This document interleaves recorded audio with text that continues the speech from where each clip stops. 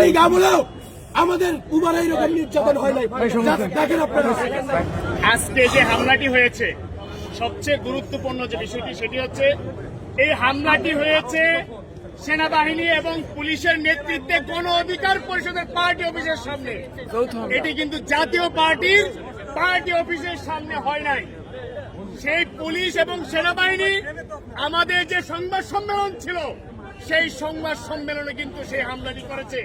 আমাদের ডাকসুর বিপি এবং গণ অধিকার পরিষদের সভাপতি জনাব নুরুল হক নূর, ওনার কানের ফ্র্যাকচার হয়েছে, মাথায় আঘাত পেয়েছেন এবং এখানে আপনারা যারা সাংবাদিকরা আছেন স্পষ্টতই দেখেছেন এখানে কি ঘটনা ঘটেছে।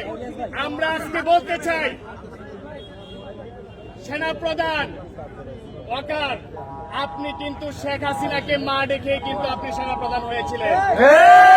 আপনার মা কিন্তু আজকে পলাতক।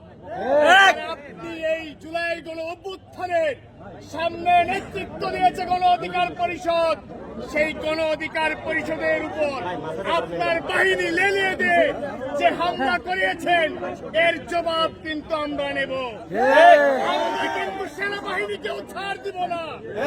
স্পষ্টত বলছি, আগামীকালকে গণ অধিকার পরিষদের প্রত্যেকটি ইউনিট, প্রত্যেক জেলা উপজেলায় দুপুর 12টায় বিক্ষোভ মিছিল করবে এবং আমরা এও বলতে চাই, এর যদি আমরা সুষ্ঠু বিচার না পাই তাহলে কিন্তু আমরা প্রধান উপদেষ্টার বাসভবন ঘেরাও করব। ধন্যবাদ।